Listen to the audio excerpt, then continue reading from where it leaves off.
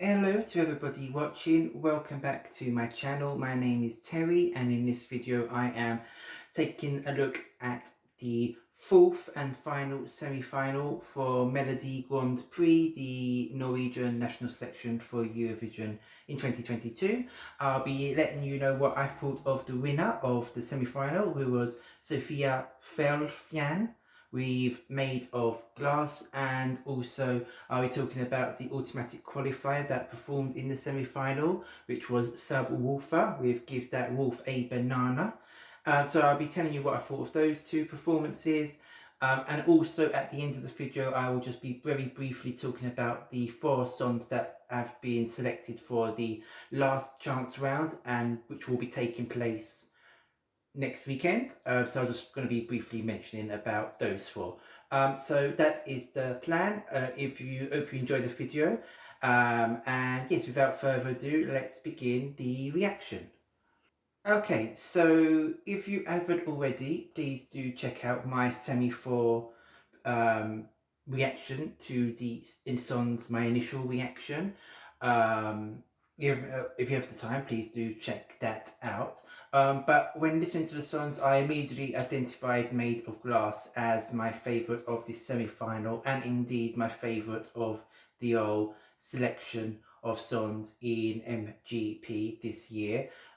So I'm not going to go into loads of detail and watch the performance again because I don't want the videos to be too long, but I really do love the song, and the performance I thought was very strong also. I really liked the staging with the shards of glass there, and the lighting gave it a rather intimate feel, which I think was very important for a song like this. They needed to make it intimate and try and make the stage smaller so you don't lose Sophia on the stage. So I thought they did that very successfully.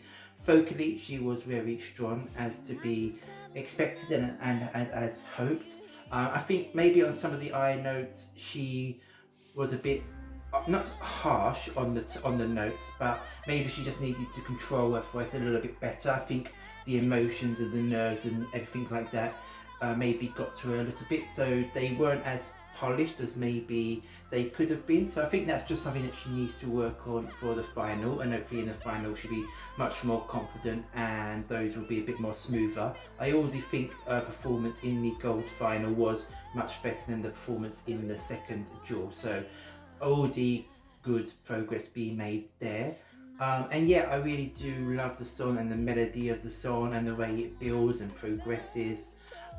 So I am really hoping that it can do well in the final, and I mean it's the one I want to win, so I'm hoping it actually wins, but I'm maybe not expecting that to happen. But that's just my thoughts for Sophia and Made of Glass. So I'm now going to quickly look and talk about Subwoolfer and Give That Wolf a Banana. So again, I have already reacted to this song in its studio form when I reacted to all the automatic qualifiers.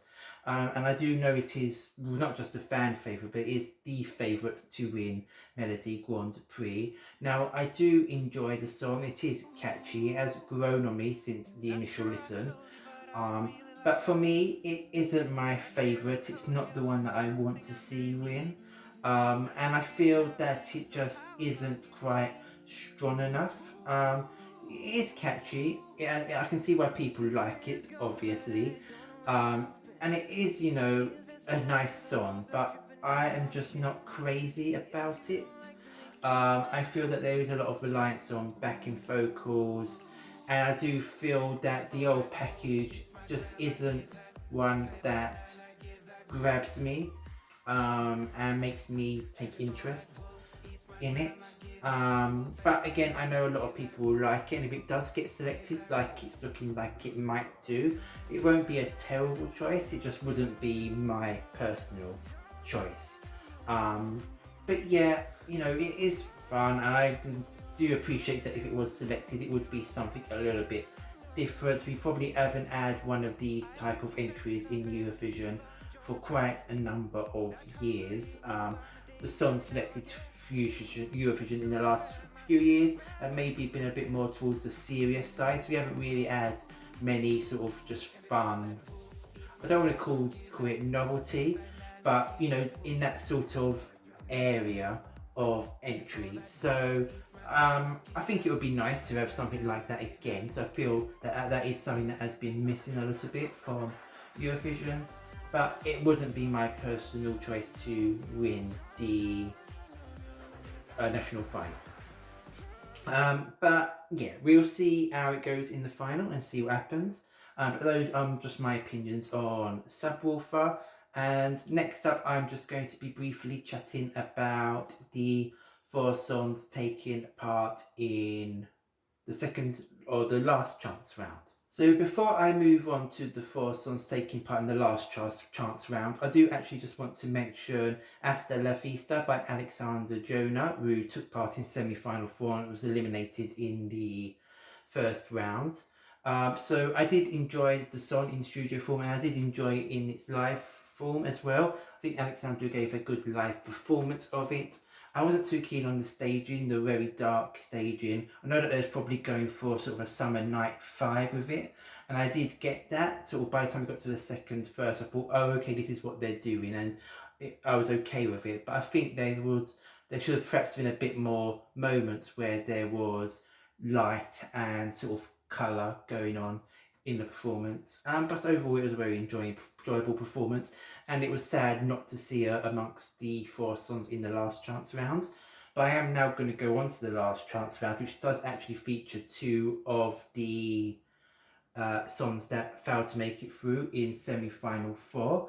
So we've got Kim with La Melodia. So I'm going to be honest, I do like the song. I always found that the verses were very strong, but the chorus and the la la la's do take me out of the song a little bit and sort of sound a little bit cheap. And yeah, a chorus of just la la la isn't something that works for me, but I do appreciate his vocal performance. I'm going to be honest, the staging and styling for me was pretty much a complete rip-off of Caesar in Romania in 2013.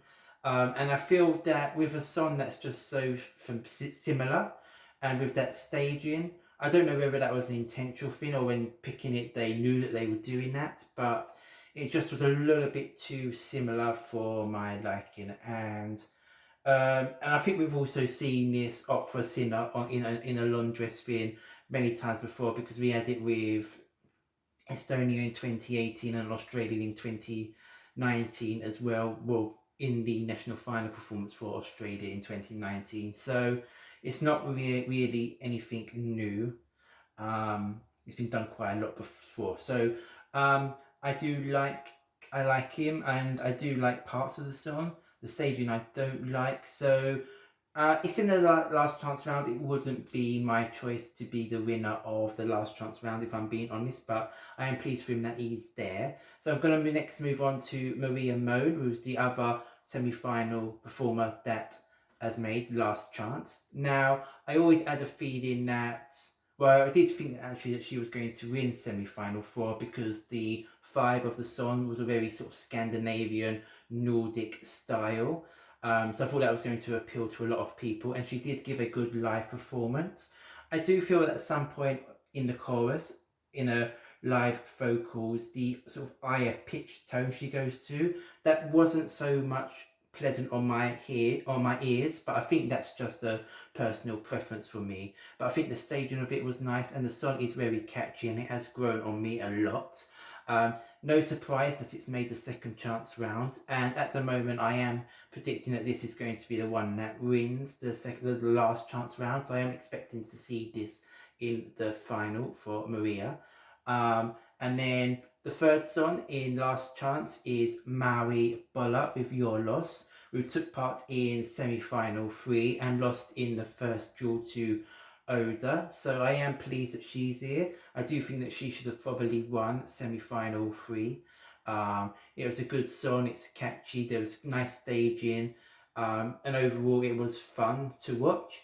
So I am looking forward to seeing her performance again on Saturday in the last chance round, and wishing her the best for that. And then the final qualifier was all the way back from semi-1, and I did always have a feeling that this could have a good chance of making it to the top 4 songs in the last chance round, and that is Troll Fest and Dance Like a Pink Flamingo. Now, I'm not expecting it to do well in the last chance. I'm pretty sure that it will probably lose its first duel because it is a very divisive song. I think there's a lot of people out there who don't like it at all, but I am pleased to see it reach this stage. I hope that they can refine the staging a little bit to make it a little bit less messy. But it's going to be fun to be able to watch it again on Saturday because they do seem like fun people and the song is a fun song. So very much looking forward to that. So I'm expecting Maria Moan to take the last spot in the final. That is my prediction.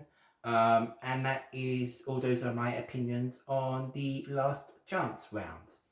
So that completes my review of the semi-final 4 results and also my looking forward opinions to the last chance round in Melodi Grand Prix taking place this weekend. Please keep an eye out for my video reacting to the results of the last chance round that will be coming next week, together with my preview for the grand final. So if you enjoyed this video, please press subscribe and hit the notification bell so you can be reminded when that comes out. Also, please click the like button if you enjoyed this video and leave any comments down below that you have, either in regards to the semi-4 results or the last chance round coming up, or about Subwoolfer and their performance. Please let me know what you think down below. It will be very interesting to read your comments, and until the next video, please take care and goodbye.